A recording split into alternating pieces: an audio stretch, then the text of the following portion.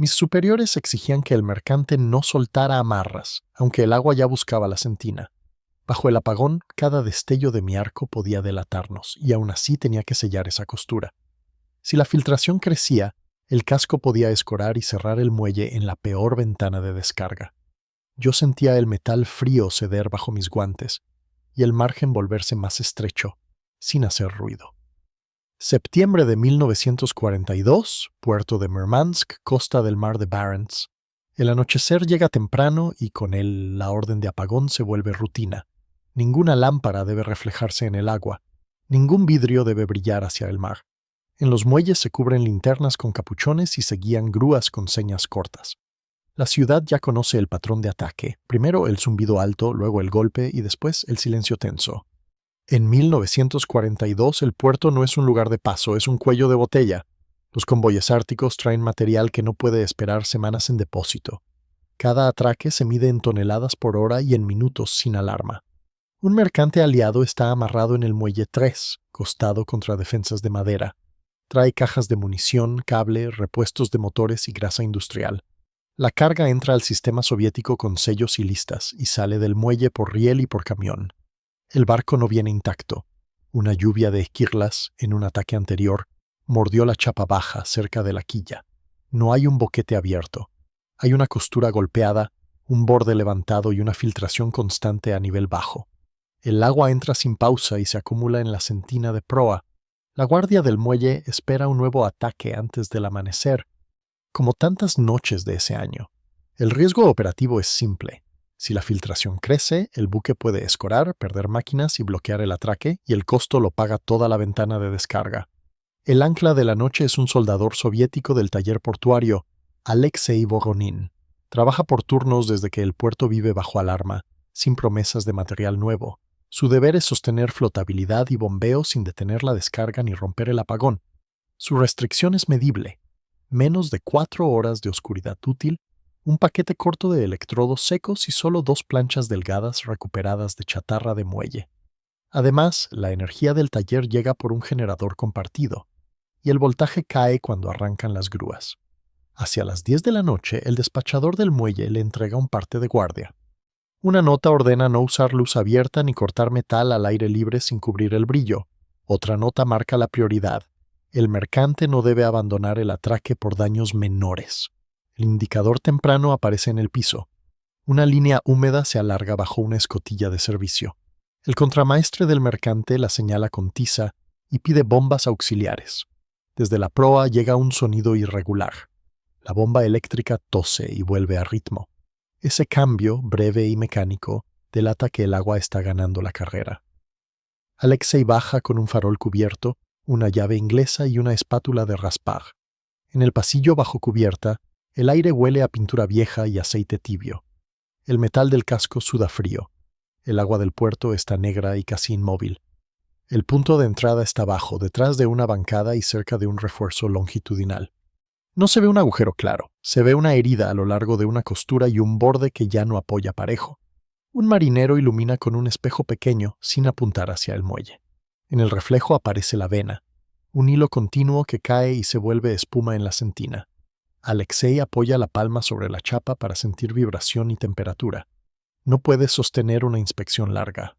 La regla del apagón obliga a mirar, decidir y apagar luz en segundos. Ordena subir trapos, cuñas de madera y un balde de arena para apagar chispas. Pide también lona negra y una manta húmeda para cubrir la zona, como pantalla contra el arco. Primero intenta lo más simple. Empuja una cuña de madera en el borde levantado para reducir el paso del agua. Aprieta con un gato manual y siente cómo la costura cede apenas. La filtración baja, pero no desaparece. El agua busca una salida por debajo del refuerzo y vuelve a formar un hilo.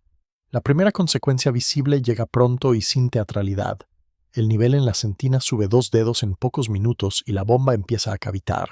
El mecánico abre una válvula de derivación para sostener caudal y el motor se queja. Arriba, en el muelle, una grúa detiene un giro por precaución y el operador queda inmóvil. La pausa se contagia, porque una descarga detenida bajo alarma es una descarga que no vuelve sola. Alexei no discute. Mide con una varilla la altura del agua y marca el nivel en la pared con tiza. Esa marca, blanca sobre metal oscuro, es una lectura verificable. El despachador exige una decisión: reparar en sitio o soltar amarras y salir del muelle. Salir significa maniobrar a oscuras, con riesgo de bloqueo en el canal y pérdida de turno. Reparar significa soldar cerca de la línea de agua, con humedad, frío y equipo limitado. Alexei elige reparar en sitio, porque el muelle no tiene otro hueco para ese tonelaje. Pide un parche de emergencia, no de astillero, pero suficiente para sostener la noche. El contramaestre pregunta por remaches. Alexei asiente. Los remaches servirán para sujetar el parche mientras el cordón toma forma. En el taller del muelle, bajo lona negra, selecciona una plancha que no esté cuarteada. La plancha está doblada en un borde y requiere enderezado con masa sobre una viga. Ese golpe se da sin eco, amortiguado por sacos de arpillera, para no llamar atención. Con tiza traza un rectángulo más grande que la zona dañada, con margen de dedos. No hay tiempo para exactitud de dique, hay tiempo para borde limpio, apoyo firme y un cordón continuo. Para cortar evita el soplete, usa sierra manual y cortafrío y cubre la zona con lona para que las chispas mueran dentro. Cuando el metal se abre, aparece un olor a óxido húmedo.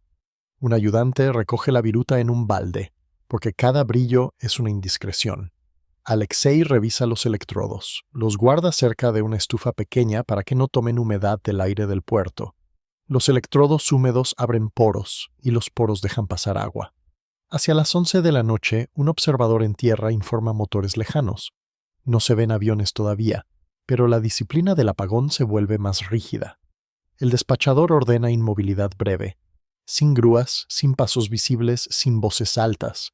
Esa quietud golpea la rutina. Cajas ya abiertas quedan a medio camino. Un gancho cuelga detenido como si pesara más en el silencio. Alexei aprovecha para preparar el borde del casco. Raspa pintura y óxido hasta ver metal vivo y pasa un trapo con solvente escaso. El solvente se reparte por turnos como si fuera munición. Pide al contramaestre que reduzca vibración y que pare una bomba unos instantes. Con menos vibración, el hilo de agua muestra su origen. La herida está en una costura antigua, justo donde una esquirla levantó el borde. El golpe de consecuencia siguiente se ve desde fuera. El agua oscurece la pintura en la zona baja y forma una mancha que se abre como abanico. Con luz mínima, esa mancha se distingue, y eso alarma a todos. El despachador anota en su libreta: filtración visible al costado, muelle 3. Esa nota es un rastro que luego sostendrá el parte de reparación. Bajo la cubierta, un sanitario revisa a un marinero que tose por humedad y humo de caldera. No hay dramatismo, hay una frase corta: respira lento y no te acerques al arco. Alexei coloca cuñas para abrir apenas la costura y meter el parche sin huecos. No puede remachar como en dique, puede combinar remaches de sujeción y puntos de soldadura, cuidando el apagón.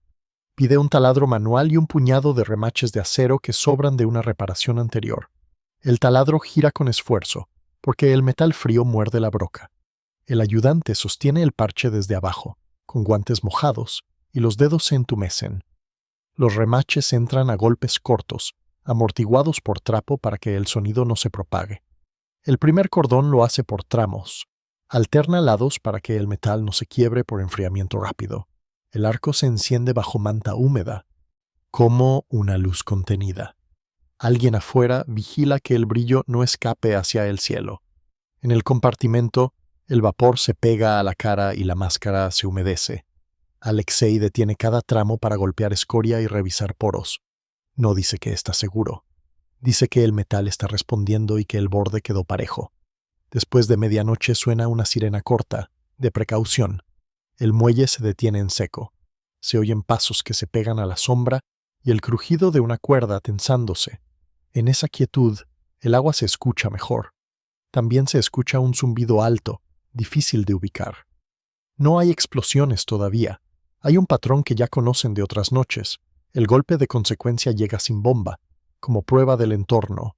Una ráfaga de viento desplaza la lona y deja escapar un destello del arco. Desde la oficina del muelle, un técnico corre y vuelve a cubrir. El despachador reprende sin gritar, porque gritar también delata. La regla es simple: un reflejo puede atraer un barrido. Alexei ajusta el plan. Soldar solo cuando la manta esté firme y alguien cuente el tiempo en voz baja. Trabaja en intervalos de pocos segundos, alternando puntos para repartir calor. El mecánico mantiene la bomba a régimen más bajo para evitar cavitación. La varilla de medida marca que el nivel deja de subir y se estabiliza por primera vez. Esa estabilización no es victoria. Es una tregua que depende de un sello todavía joven. Alexei añade un segundo tramo de cordón alrededor del parche, cerrando poros, donde la chapa está irregular, rellena con metal y luego aplana con golpes leves. En el borde superior, donde la presión es menor, aprieta remaches para asegurar contacto. El contramestre observa el perfil con linterna cubierta. Ve una línea densa, con escoria pegada y un halo de pintura quemada. La inspección dura segundos y se corta de inmediato. Hacia la 1 de la madrugada, el observador informa bengalas en otro sector del puerto.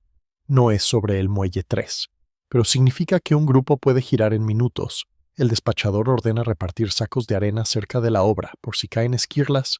Esa preparación se ve. Sacos alineados, palas apoyadas, hombres quietos sin hablar. Alexei pide un gesto práctico, una cuña extra, para que el parche no bombee con oleaje. Dentro del puerto el oleaje es leve, pero suficiente para fatigar una costura mal apoyada. Aprieta la cuña y siente el casco vibrar distinto, más sólido. El golpe de consecuencia siguiente llega como ruido y polvo.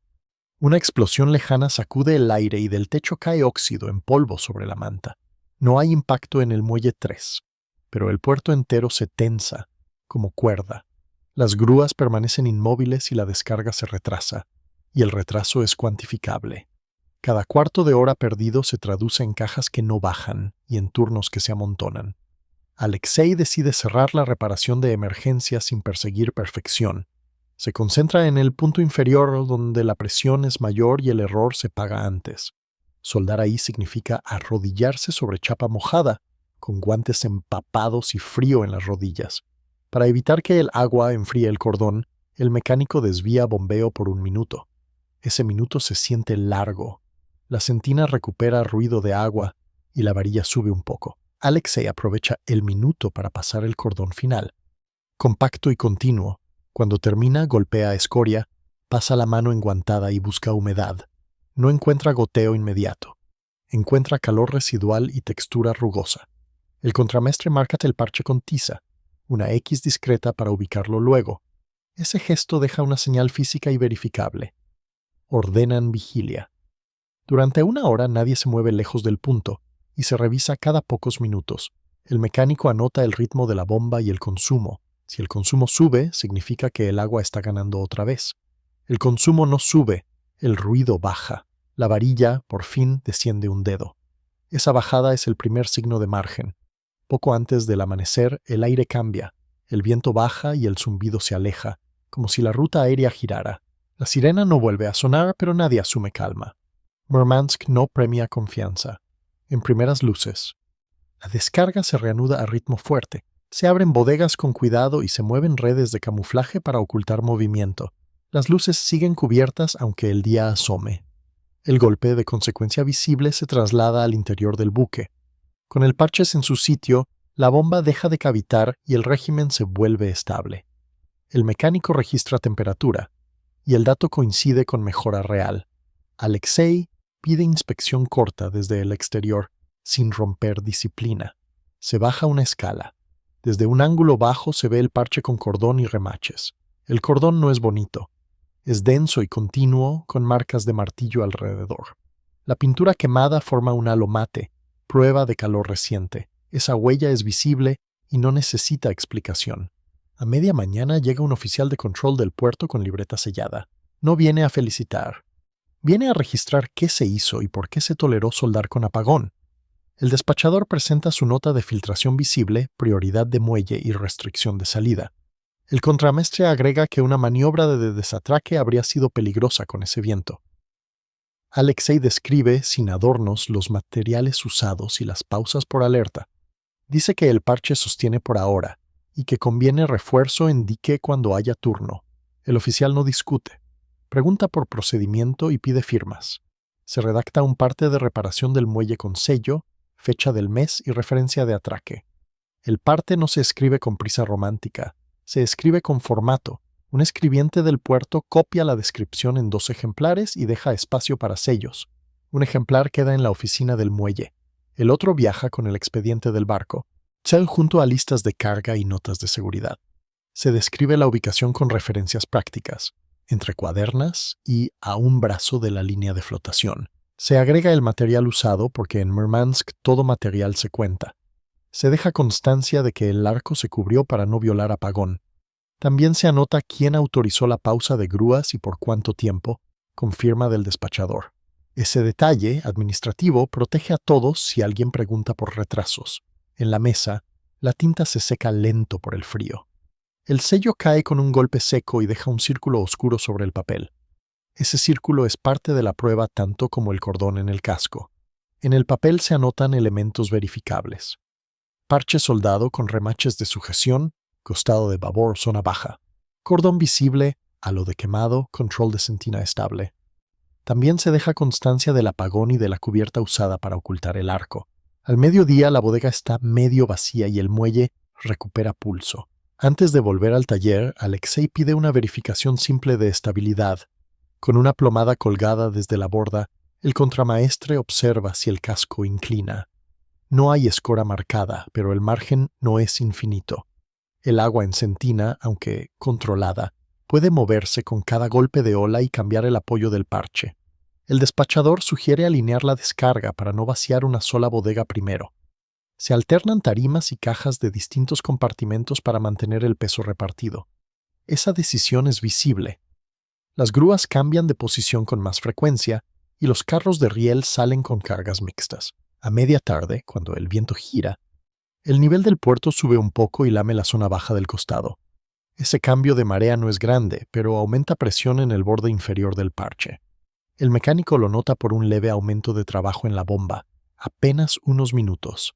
Alexei baja otra vez y pasa la mano enguantada por el borde.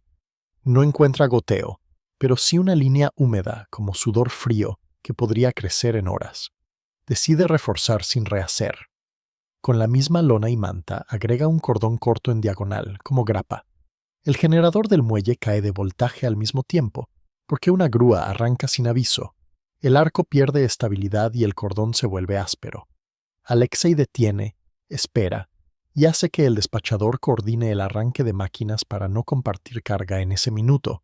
Cuando el voltaje vuelve, repasa el cordón y lo deja continuo. Esa coordinación, pequeña y técnica, evita que una soldadura defectuosa se convierta en una falla nocturna. Los carros de riel avanzan con lonas y guardias que revisan listas en silencio. Se evita formar montones altos, porque una explosión cercana convierte madera en metralla. Alexei vuelve al taller. Seca guantes sobre una estufa pequeña y revisa electrodos restantes. Tiene pocos. El stock no alcanza para muchas noches iguales. La presión institucional aparece como rutina. Le asignan otro trabajo inmediato, una baranda dañada, como si la filtración fuera un detalle administrativo. No hay tiempo para descanso formal. Hay tiempo para sostener el sistema. En la tarde, un supervisor revisa el parche desde lejos. Solo asiente. Le interesa que el muelle no se detenga otra vez. Esa misma noche, antes de que el cielo se cierre del todo, llega otra alarma. No se trata del muelle 3. Se escucha fuego antiaéreo hacia el interior de la bahía. La consecuencia visible se da en la cubierta del mercante. El casco vibra con cada detonación y el parche recibe microgolpes de resonancia. El contramaestre baja a revisar con linterna cubierta. Encuentra una pequeña sudoración en el borde inferior, no un goteo, una humedad mínima. Eso basta para tomar medidas. Alexei vuelve al compartimento sin discusión. No rehace el parche, añade 2 puntos de soldadura en un borde y aprieta un remache que quedó flojo. El trabajo dura minutos y ocurre con la misma disciplina de manta y lona. La sudoración se detiene, la bomba mantiene ritmo y no sube consumo. La noche pasa con alertas intermitentes. Después de medianoche, el muelle vuelve a detenerse por un aviso de observadores. Se apagan movimientos. Se cubren ruedas, se cierran puertas con cuidado. El golpe de consecuencia se muestra como retraso acumulado. Se forman filas de carros con cajas sin descargar. Un técnico de almacén anota en un pizarrón cubierto cuántos vagones no salieron. Esa cifra no es propaganda. Es un número que define si un frente recibe cable o lo improvisa. En la madrugada, con el cielo más claro, la descarga termina la mayor parte del lote. El mercante queda más alto en el agua, la línea de flotación baja y la presión sobre el parche disminuye. Ese cambio físico también es verificable. La varilla en la sentina marca nivel estable incluso con bomba a régimen menor. Con primeras luces del segundo día, el oficial de control regresa solo para mirar el parche desde fuera. No añade palabras. Hace una marca breve en su libreta y se va. Para el puerto, lo importante es que el muelle sigue disponible. Días después, cuando el mercante recibe permiso de salida, lo hace con la reparación aún visible. Se va con redes, con humo mínimo y con escolta ajustada al riesgo de la ruta.